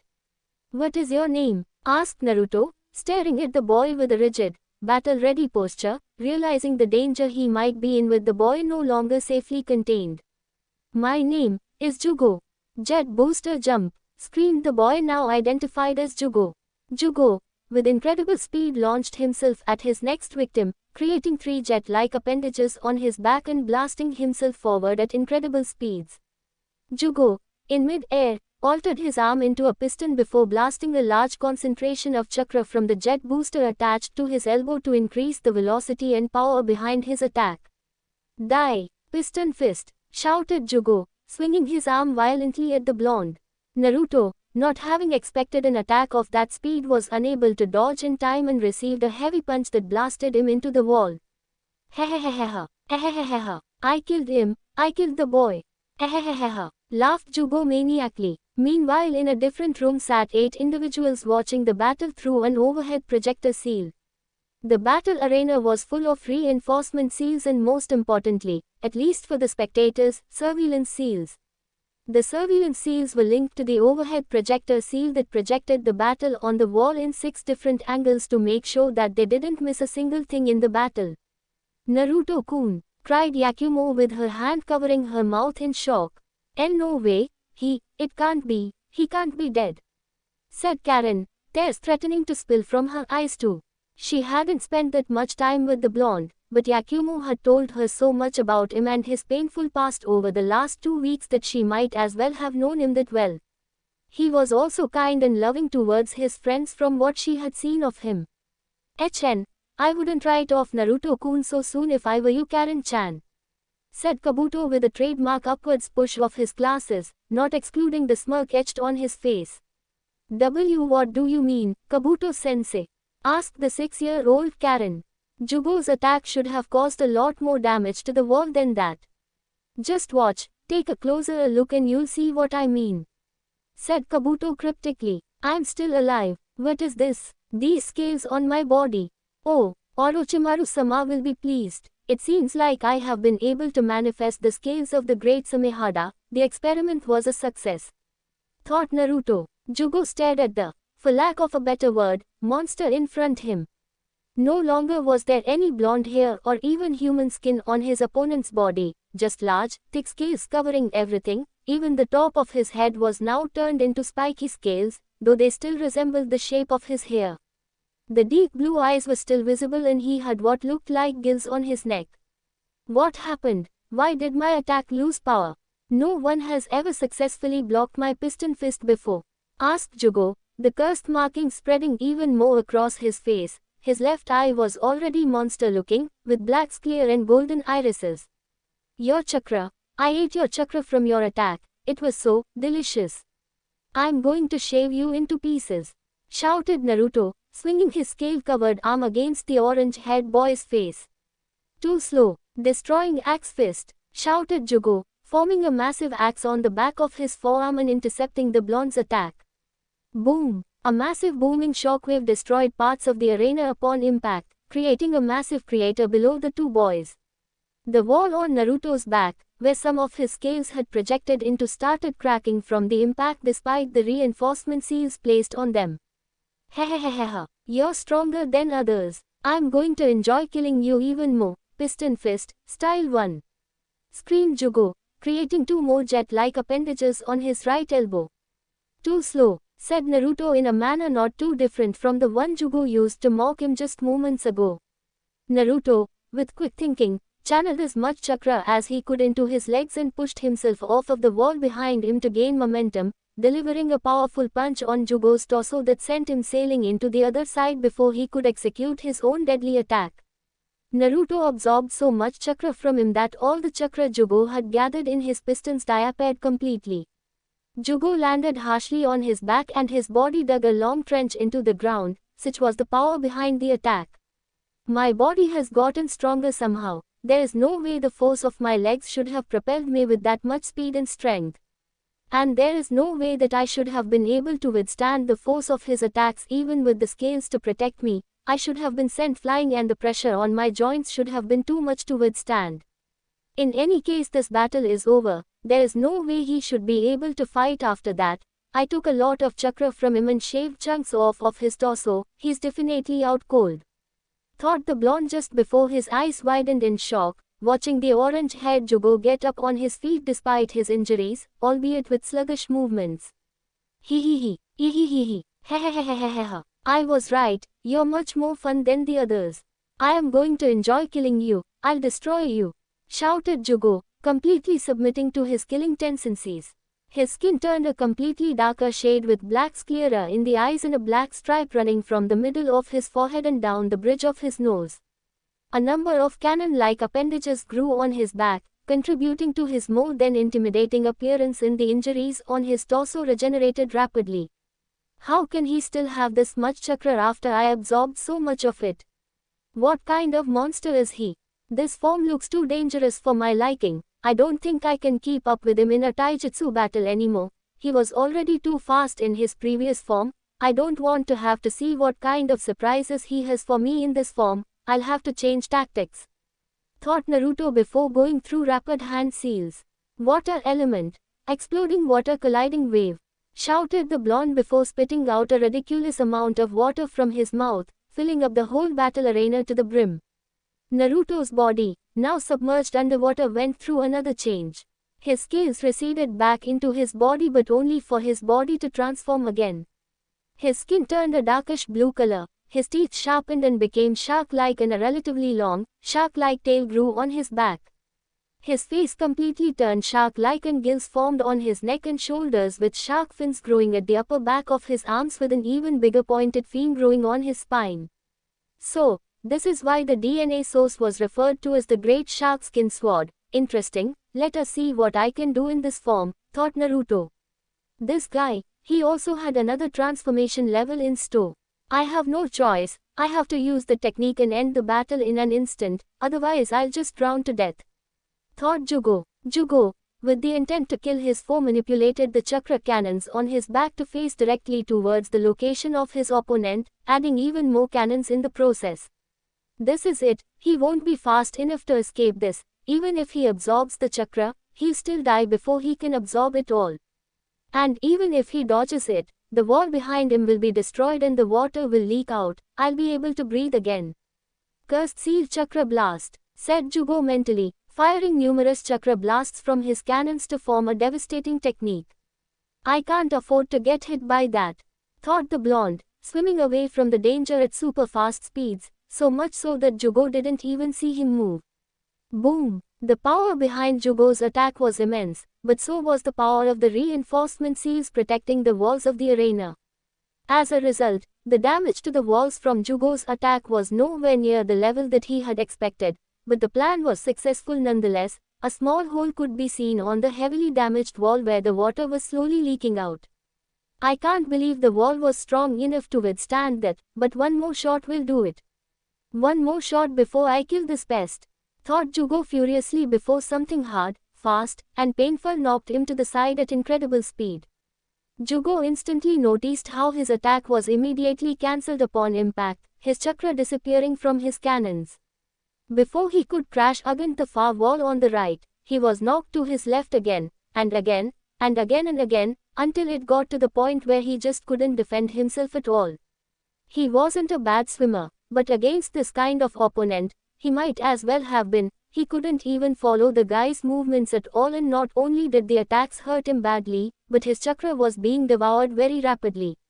The absorption process is harder and slower when I have to suck out the chakra directly from his chakra coils, but still, any normal person should have been out of chakra by now. If I didn't know better, I could have sworn that I was fighting against a Jinchuriki. Nevertheless, I have the advantage here. He'll be knocked out in no time at all, thought Naruto, swimming into the mad boy's back and delivering a devastating, chakra-draining headbutt. Kuso, the water level is dropping too slow. I don't think I can hold on any longer, were Jugo's last thoughts before he passed out from chakra exhaustion, his skin receding back to its normal color and texture. This ominous feeling at the pit of my soul. I have to hurry back home. Something is not right here. Something is horribly wrong. I can feel it, thought Itachi with an uncharacteristic hysterical facial expression, tree-jumping with such haste and reckless abandon that some of the thick branches he landed on were breaking down immediately upon contact. Sasuke, Ka-chan, please be safe, I'm on my way, thought Itachi just as he landed on the dirt road, running on the straight path towards Konoha with haste. Uchiha clan compound. Ka-chan, I'm scared. I don't want to die. I don't want to lose you, Ka-chan, whispered a little boy with black hair that has a blue tint and onyx eyes. His bangs hang on both sides of his face to roughly frame his cheeks and is spiky in the back. The boy is wearing a black, long-sleeved shirt with a raised collar and the Uchiha crest on the back with white arm warmers and bare feet. Tears were freely flowing from his eyes. He knew that the situation was hopeless. His Ka-chan was already injured and his brother was only set to return from his mission in almost a week. To top it off, the rest of his clan was already dead. There was no one to save them, even if there was someone else from the clan alive. There wasn't much that the little 8-year-old boy believed they could do to save them. Only his brother was strong enough to fight on par with that traitor. Even he knew that. Shush, everything will be okay, Sasuke-chan. Mommy will protect you from harm. Sniff, all we have to do is get to the Hokage and report what happened. Until then, Sniff, Ka-chan won't let anything happen to you, I promise. Trailed off Mikoto, stopping dead on her tracks, her eyes wide from pure unadulterated shock. Her sudden halt caused her son, whom she had been dragging along, to crash onto her behind. Although she barely noticed that, her mind clouded with fear and anxiety. How did he get there without me noticing? I knew he was very good with the Shushin no Jutsu, but this is ridiculous. There was no sound at all, no chakra trail to track, and my Sharingan didn't detect his presence until he was already standing before me. Is he really using a Shunshin? Or is he using some kind of transportation jutsu? Thought Mikoto fearfully. She was scared. She couldn't even remember a time when she was so frightened. Not even on her first official mission as a genin was she so scared. She was not scared for herself though, but for her children. If she died here, then who would protect Sasuke-chan from this man? Even if Sasuke lived, she didn't want him to grow up alone without any parents. She knew how horrible the life of an orphan could be, not from her own experiences, but she had seen it firsthand from her friend Kushina and her husband, and even their son. Kushina, Minato, I'm so sorry. I failed you as a friend, haven't I? What have I been doing all this time? What have I done to protect your child, to honor your sacrifice? I failed your son, but I won't fail my own son too. Sniff, I will live, I will survive this curse and protect my children, and then I will adopt your son and take him as my own. I won't allow our family to perish. I promise, shouted Mikoto with a fierce determination, blazing through rapid hand seals, the three tomo on each of her eyes spinning menacingly. Ka-chan, who is she talking to? Thought Sasuke, watching his mother blaze through hand seals that he could barely see in shock. He never knew his mother was a shinobi too. He'd always thought that she had just taken care of them as a loving mother forever. Stupid really, but still, it always felt like that to him. Yes, that's it. I like the look you have in your eyes. That's what I wanted to see. That look of hope, determination, and self-belief. I like it, and I like it even better when I see the look of despair, shame, and fear that follows when I have completely crushed all of that hope and determination. Said Shisui with a deadly stare in his Sharingan eyes. He was wearing his regular, full ANBU outfit with a tanto strapped on his back and the usual high-collared blue, short-sleeved top with a white armor over the top, concealing the clan symbol on his back. Fire element, grand fireball technique, screamed Oyu Mikoto, placing her right hand over her mouth and blowing a large, violent ball of fire through her funnel-shaped hand. Sasuke subconsciously noted how big his mother's fireball was compared to the one that he had displayed for his father. Nice try, but a technique that slow will never hit me. I am however impressed by the sheer size of it. Not even Itachi has been able to make one that size. Said Shisui from behind Mikoto and Sasuke, preparing to remove his aunt's head from her shoulders. Impossible. How did he get there so fast? How did he dodge a direct attack of that size so fast? This isn't real. It has to be a dream. It has to.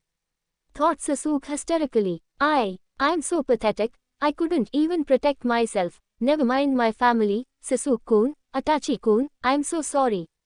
Thought Mikoto, resigning herself to her impending death. Clang. A loud clanging sound echoed in the deathly silence, shocking all three other parties present. Mikoto, who had closed her eyes, snapped them open in silent shock. It was too good to believe, but that chakra, it can't be. It's what are you doing here, Itachi? You were only supposed to come back in 4 days from your mission. Asked Shisui in slight shock, breaking Mikoto from her thoughts and confirming what she already had suspected. Shisui, I'm only going to ask this once, and you better have a good explanation. Why does it look like you were about to kill my mother and brother? Asked Itachi. His eyes were almost dead, with no emotion at all, but everyone present could feel the intensity of the fury and killing intent rolling off of him in waves. N. Ni-san, stuttered Sasuke with wide eyes, shocked but yet more than ever happy to see his big brother. Ka-chan, take Sasuke with you and find a safe spot to hide. I'll take off of this, ordered Itachi authoritatively with a no-nonsense kind of tone. H. Hai Sochi-kun, arrogate-un. Itachi-kun, said Mikoto. What is it? Asked Itachi. Be careful, and make sure you kill him. I don't want to lose you, I love you, said Mikoto with tears in her eyes.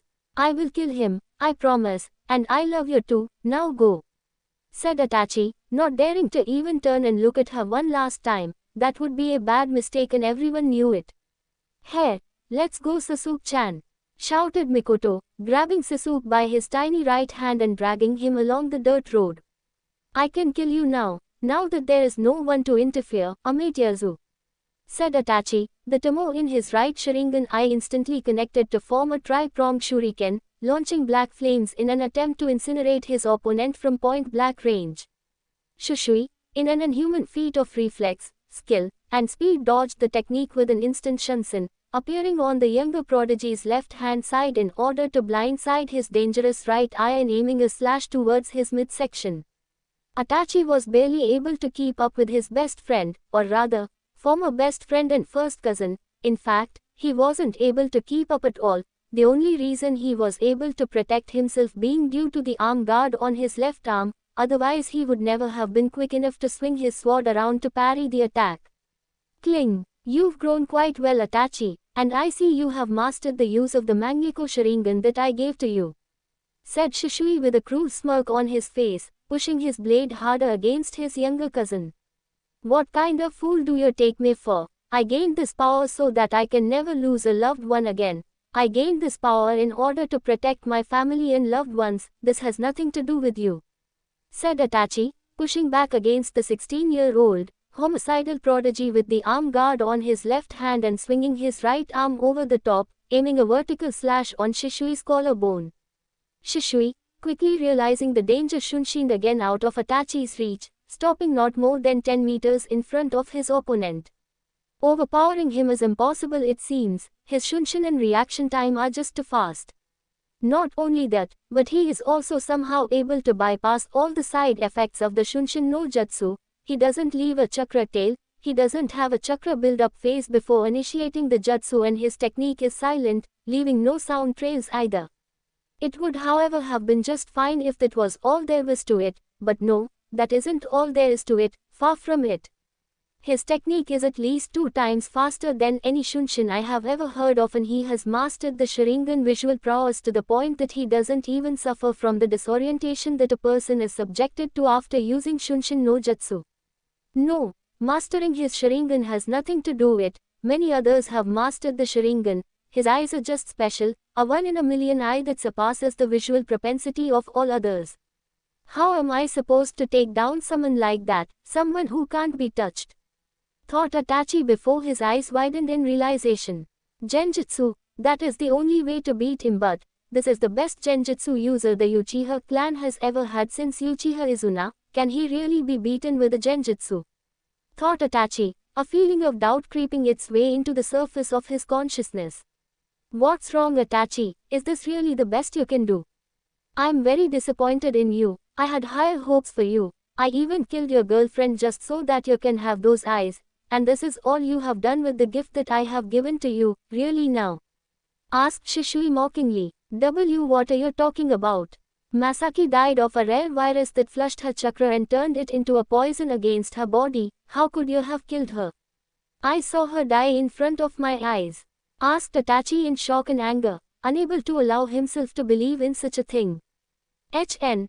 Ha ha. Well, let us just say that I have my sources, who have very knowledgeable sources of their own, sources that consider it child's play to replicate that level of a virus in a form where it can be injected directly into the bloodstream. You should be grateful. I had to use Koto Amatsukami on Dr. Yakushi to get him to inject her during a checkup she was scheduled for. That was 2 years ago. I won't be able to use the technique for another 8 years now. This is a sacrifice I made just so that I could give you those eyes. Now stop being an ungrateful brat and thank me already. If you apologize, I might just let you live, you know. laughed Shishui maniacally with what could and can only be considered an insane expression on his face. You, whispered Itachi, his bangs covering his face darkly. Huh, speak up. I can't hear you. I want to hear you apologize loud and clearly. Shouted Shishui. Why, you bastard. I know why you killed the clan. I'm not stupid, you know.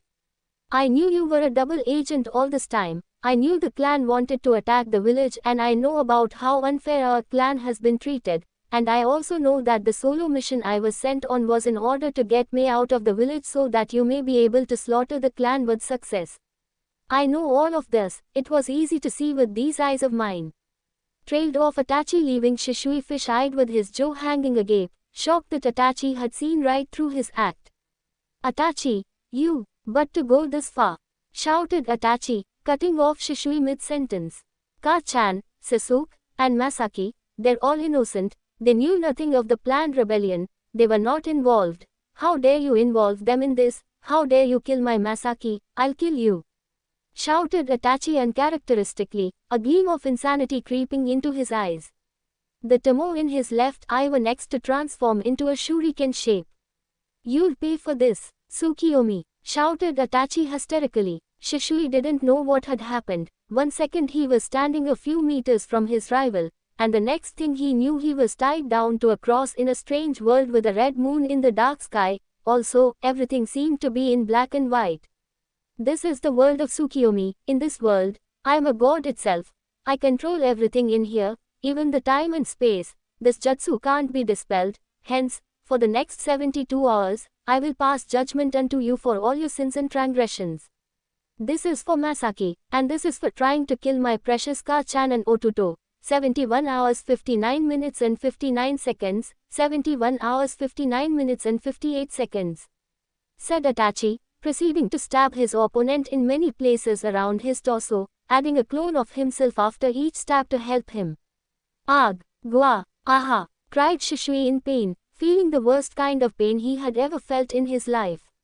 Some of the stab wounds were not meant to be survived, and some of them should have exceeded his pain threshold and put him in a coma, but neither that nor death seemed to be possible in this world, forcing him to endure what his brain would not have otherwise allowed him to.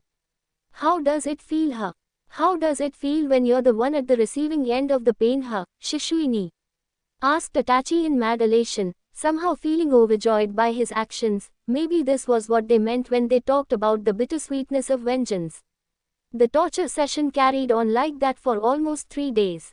Gua, aha, please end it, just end it already. I can't take any more of this, cried Shishui, the bangs of his hair hanging down over his face.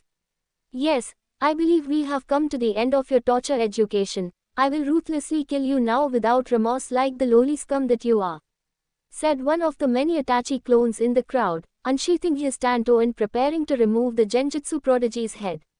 I wouldn't do that if I were you, Itachi-kun, said a voice strangely familiar from behind the clone. The clone, and all the others turned around to see what was going on, only for all their eyes to widen in shock. There, a few feet behind them stood a healthy Uchiha Shisui looking no different than he did before they captured him in the Tsukiyomi, except for one difference, his left eye had taken a Mangekyo Sharingan form. Why, you, how did you get there? Asked the clones simultaneously. What are you talking about? I've been here the whole time, replied Shishui nonchalantly. Nani, if you're there then who have we been? Asked the clones simultaneously. He, the person you have been torturing all this time is Uchiha Itachi, replied Shisui with a cruel smirk on his face. The clones, all in shock, simultaneously whooped their heads around, only to stare in shock at the unbelievable truth of Shishui's words. There on the cross, with numerous stab wounds on his body, was Uchiha Itachi, impaled on the cross helplessly. He, Itachi, you must be no doubt wondering what on earth is happening, aren't you? Well, I'll do you a favor and explain it you. This is the second power of my ocular powers, the power born of my left eye, Sakanade. With this Genjutsu I can collapse whatever world I'm in and create an reversed and inverted world, where everything is the opposite of what it is supposed to be. In this world, left is right, up is down, front is back, and Shishui on the cross is actually Itachi on the cross, everything is inverted. I must command your on such a powerful genjutsu, Itachi-kun. Tsukiyomi really is an amazing genjutsu. I would never have been able to break it until too much damage had been done already. To think that you were able to force me to resort to this is a testament of your growth and skill. You should be proud of yourself," said Shishui in a condensing tone, even though he was complimenting his friend turned foe. "He created his own world inside my Tsukiyomi. How is something like that even possible? I can't believe I was tricked into torturing myself for almost 3 days. To think that I was the one screaming in pain all this time, how pathetic," thought Itachi. 3, 2, 1. 72 hours ended shortly after Itachi's latest thoughts and the two combatants found themselves back once again in the real world. Itachi's left eye was bleeding profusely, so much so that the blood was trickling down on the ground in front of him and his breaths were short and haggard, a sign of an exhausted and severely injured person. Not only that, but his legs were shaking and his arms trembling. It was taking him every reserve of his willpower just to remain standing, much less fight against an S-class homicidal criminal. "Hey, you look like you are going to die on your feet, Itachi." No, I didn't want to have to kill you. I wanted to leave you alive as the sole surviving Uchiha. I wanted you to hate me with all of your being, and I wanted to make your goal to be revenge against me. This way, you could one day kill me and become the hero of Konoha that defeated the despicable and unforgivable criminal and scourge of the village. I wanted you to keep the flame burning, rebuild the Uchiha clan as the loyal and proud shinobi clan of Konoha, and I wanted you to break the barrier between our clan and the village and become the first Uchiha Hokage. I did everything I did with this goal in mind. But now that I know just how much of the truth you know, I'm going to have to kill you and let Sasuke live instead. He was my backup plan after all," explained Shishui. I won't let you, cough cough, get your hands on him," said Itachi, coughing up globs of blood from his mouth. "We'll see," was all Shishui said, disappearing from Itachi's view and appearing on his right side in an instant with his sword poised to stab him under his arm on his kidney. Itachi quickly tried to parry the attack, but to his great shock and Shishui's amusement, instead felt something extremely hot piercing him through his left shoulder from behind. Itachi looked to his left side only to his amazement, instead of Shishui's tanto, as he expected, to be piercing his shoulder, was what looked like a bright red sword made out of chakra. This is fire-natured chakra that has been concentrated and solidified into this form with shape manipulation. But I have never heard of such a level of combining shape and nature manipulation. There aren't even any flames of fire surrounding the sword, it just looks like red chakra. Yet I can tell with my eyes that this is fire manipulation. Shishui, just what kind of training have you been doing? You defy everything that I have been taught and discovered about ninjutsu. Just what are you? Wondered Itachi. Fire style, saber. This is a jutsu of my own creation. This jutsu condenses and concentrates fire-natured chakra into the sword shape, causing chakra vibrations that exponentially increase the penetrating and incinerating power of my fire techniques to a level of my own. Itachi, the sword is hotter than the sun itself and will pierce anything that I wish to destroy. You have no chance of winning, give up," said Shishui arrogantly. "HN, did you know that the first thing you taught me was to never underestimate my opponents, no matter how much I know about them?" asked Itachi with a small smile on his face, his body shimmering slightly and even becoming intangible before completely disappearing. "Yasuka Magatama," whispered Itachi from a small distance behind Shishui, launching a shuriken-shaped energy made up of 3 Magatama connected together by a small string, causing the jutsu to spin rapidly like a shuriken at great speeds. Boom! The technique crashed on the ground and exploded upon impact, creating a loud booming sound that left a giant crater on the ground. When the dust and debris settled down, Itachi was able to see a significant splat of blood on the ground. "It's over. I can't believe it, this is too good to be true," thought Itachi with a tired smile on his face. "What's with the smug expression, Itachi? You look like someone that has just won a difficult battle," asked Shishui, who was now standing behind his opponent, staring with an impressed expression on his face at the spiritual entity that Itachi had been able to manifest around his body. "So this is the third power of your Mangekyo Sharingan, Susanoo, impressive, Itachi," thought Shishui. How? Asked Itachi, not really that surprised that his opponent was still alive. it had been too good to be true anyway if you asked him. I told you before, in my world, front is back, up is down, and left is right, Shishui in front of Itachi is Shishui behind Itachi. But more importantly, that illusionary technique you used to trick me, that was Uchiha Izuna-sama's forbidden kinjutsu, wasn't it? A powerful illusionary ninjutsu that distorts the time and space itself. A clone technique that can even fool the best sensor-type shinobi. Impressive, that you have been able to learn such a technique. Was that your trump card for defeating me? Asked Shishui passively, trying to play off the pain on his left arm that was bleeding profusely. I don't have to explain anything to you. You can't do anything to me. All your jutsu have become useless before my eyes. Nothing can penetrate my Susanoo. Gua, grunted Itachi, cut off mid-sentence by a sharp and burning pain in his right shoulder this time. I thought I already told you, my fire style, Saber's incinerating power will cut through anything like a knife through butter, Susanoo included. Said Shishui with his right arm extended forward, a red chakra emanating from his hand. This shouldn't be possible. How could his jutsu be able to penetrate even my fully formed Susanoo? Thought Itachi to himself before falling flat on his face, the spiritual warrior that had formed around his body shimmering and eventually disappearing a few seconds later. This is the end of the line, Itachi. For what it's worth, I'm sorry. Apologized Shishui with a pained expression on his face that he was trying to hide. 8 trigrams, double mountain crushing vacuum palms.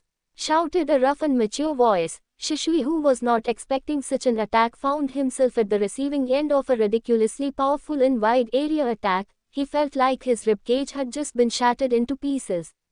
If he hadn't channeled so much chakra around his body for protection, he would have still died. The only reason he wasn't was because he had managed to avoid most of the first air palm and completely avoided the second with his super fast Shunshin. What took you so long? Cough, cough. Hiyashi-san, asked Itachi from his position on the ground, just barely able to lift up his head to gaze at the Hyuga clan head.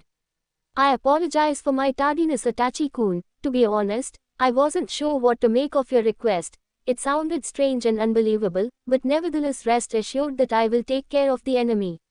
I know exactly why you chose me. I'm the one with the best counter abilities to Shishui's techniques, the only one who can defeat him.